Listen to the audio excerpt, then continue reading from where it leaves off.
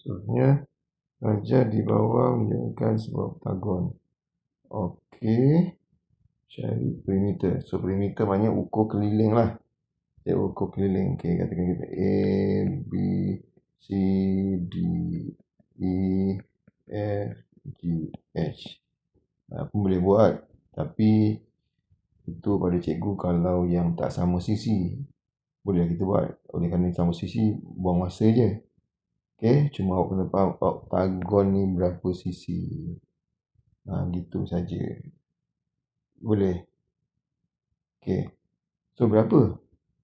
Okey. Katakanlah awak tak tahu. Awak tengok. Awak jenis tak tahu, tak ingat. Kira je lah sisi. Sisi dia. Ni sisi dia ni. Ada berapa macam ni.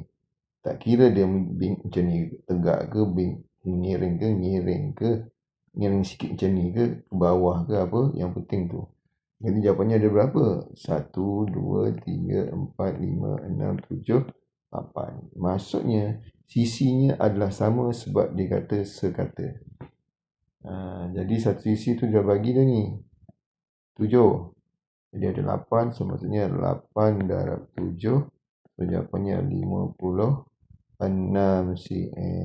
Dia punya perimeter. Okey. Itu saja.